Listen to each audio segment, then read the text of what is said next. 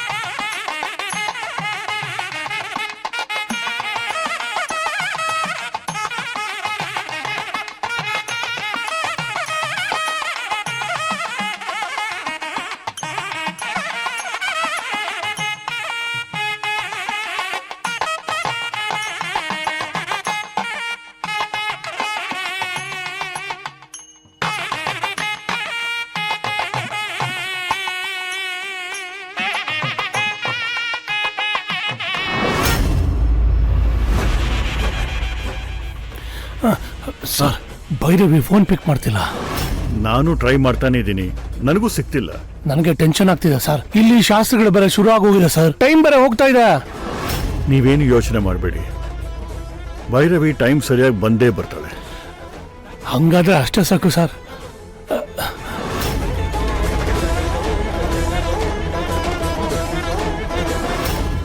ಸಾರಿ ಭೈರವಿ, ನೀನ್ ನನ್ನನ್ನ ಇಲ್ಲಿ ಯಾಕೆ ಬಿಟ್ಟು ಹೋದ್ಯೋ ಆ ಯಾವ ಕೆಲಸನೂ ನನ್ನಿಂದ ಮಾಡಕ್ಕಾಗ್ಲಿಲ್ಲ.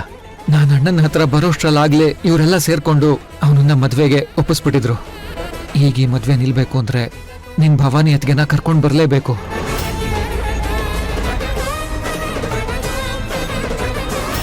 ವಸು, ಸದ್ಯ ಆ ಶನಿ ತೊಳಗ್ತು. ಬಹಳ ಖುಷಿ ಆಯ್ತು.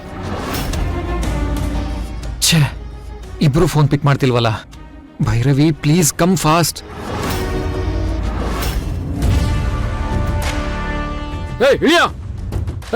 ಬಂದ್ರೆ ಹಿಡ್ಕೊಡ್ರ ಅವ್ರನ್ನ ಹಿಡ್ಕೋ ನಡಿಯ. ಅಯ್ಯೋ, ಇಲ್ಲಿಗೆ ಕರ್ಕೊಂಬಂದೆ? ನೀನೇನು ಹೇಳಿದ್ದು? ನಮ್ಮ ಪಾಡಿಗೆ ನಮ್ಮ ಬಿಟ್ಬಿಡ್ತೀನಿ ಅಂತ ತಾನೆ? ಬಾಯಿ ಮುಚ್ಕೊಂಡು ನಡಿ ಅವಳಿಗೆ. ಅಯ್ಯೋ ಪಾಪಿ, ನನ್ನ ಮಗಳ ಮದುವೆನೂ ತಪ್ಪಿಸಿ ಮದುವೆ ಮಂಟಪದಿಂದ ಇಲ್ಲಿಗೆ ಎಳ್ಕೊಂಬಂದಿದ್ಯಲ್ಲೋ. ನೀನ್ ಉದ್ಧಾರ ಆಗಲ್ಲ ಕಣೋ, ನೀನ್ ಉದ್ಧಾರ ಆಗಲ್ಲ. ಯಾಕಂದ್ರೆ ನಡ್ರ ನಡಿಯ ನಡಿಯಲ್ಲ. ಅಯ್ಯೋ ಅಪ್ಪ, ಬಿಡ್ರಿ ಬಿಡ್ರಿ, ನಮ್ಮ ಮದುವೆ ಮಂಟಪಕ್ಕೆ ಕರ್ಕೊಂಡು ಹೋಗ್ರಿ. ಇವ್ರನ್ನ ಯಾಕೆ ಇಲ್ಲಿ ಕರ್ಕೊಂಡ್ ಬಂದ್ರಿ? ಅಪ್ಪ, ಮದ್ವೆ ಮಂಟಪದಿಂದ ಎಳ್ಕೊಂಡ್ ಬಂದಿದ್ದಾರೆ ಅಂತಿದ್ದಾರೆ. ಯಾಕಪ್ಪ ಹೀಗ್ ಮಾಡಿದ್ರಿ? ಸುಮಾ, ನೀನು ನಿಮ್ಮ ಅಮ್ಮ ಬಾಯಿ ಮುಚ್ಕೊಂಡು ಹೊಡ್ಕೋಗ್ರಿ, ಇಲ್ಲಾಂದ್ರೆ ನಾನು ಮನುಷ್ಯ ಆಗಿರೋದಿಲ್ಲ. ಅಪ್ಪ,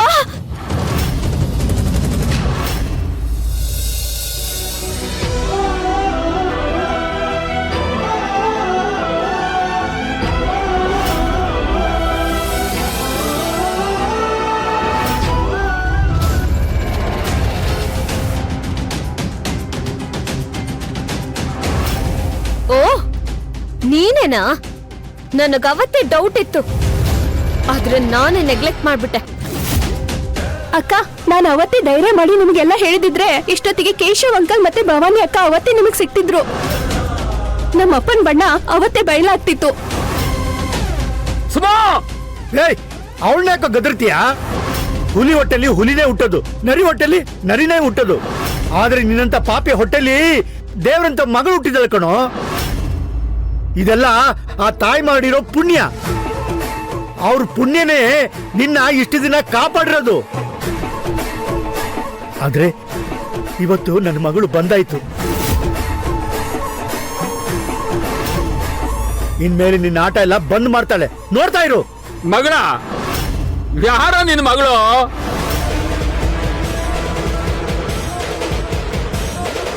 ಇವಳು ನಿನ್ನ ಮಗಳ?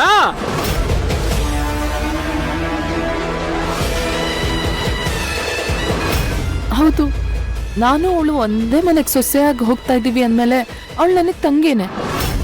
ನಮ್ ತಂದೆ ಅವ್ರಿಗೆ ಅಪ್ಪನ ಸಮಾನನೇ ತಾನೆ. ಇವ್ರಿಗೋಸ್ಕರ ನಿನ್ ಜೀವನ ಯಾಕೆ ಹಾಳು ಮಾಡ್ಕೊಳ್ತೀಯ? ಮರ್ಯಾದೆಯಿಂದ ಹೋಗಿ ಮದ್ವೆ ಆಗಿ ಸುಖವಾಗಿರೋದು ನೋಡು. ಅದನ್ನ ಬಿಟ್ಬಿಟ್ಟು ಇವ್ರನ್ನ ಕಾಪಾಡ್ತೀನಿ ಅಂತ ನೀನು ಅವನು ಹೀರೋ ಹೀರೋಯಿನ್ ತರ ಮುಂದೆ ಬಂದ್ರು ಎಣಗಳಾಗಿ ಹೋಗ್ತೀರಾ. ಹುಷಾರ್. ಹೆಣ ಆಗೋರು ಅವರಲ್ವೋ ನೀನು. ಇಷ್ಟು ದಿನ ಈ ಮನೇಲಿ ಕೂಡಾಕಿ ನನಗೆ ನರಕ ಯಾತನೆ ಕೊಟ್ಟಿದೆಯಲ್ಲ. ನಿನ್ ಮಗಳು ಮದುವೆ ನಡೀತಿದೆ, ಕಣ್ತುಂಬ ನೋಡುವಂತೆ ಬಾ ಅಂತ ಕರ್ಕೊಂಡು ಹೋಗಿ ನನ್ನ ಕುತ್ತಿಗೆ ಚಾಕು ಇಟ್ಟು ಹೆದರ್ಸಿ ಬೆದರಿಸಿ ನನ್ನ ಮಗಳ ಕೈಯಲ್ಲಿ ಅವಳು ನಡೀತೆ ಸರಿ ಇಲ್ಲ ಅಂತ ಪತ್ರ ಬರೆಸಿ ಅವಳ ಜೀವನ ನಾಶ ಮಾಡಿ ಇಲ್ಲಿಗೆ ಎಳ್ಕೊಂಬಂದಿದ್ಯಾ? ನಿನ್ ಪಾಪದ ಮೂಟೆ ತುಂಬಿದೆ ಕಣೋ. ಇವತ್ತು ನಿಮ್ ಪಾಪದ ಲೆಕ್ಕನ ಚುಕ್ತಿ ಮಾಡಕ್ಕೆ ಚಾಮುಂಡಿ ತರ ಭೈರವಿಯಾಗಿ ನನ್ನ ಮಗಳು ಬಂದಿದ್ದಲ್ಲ ಕಣೋ.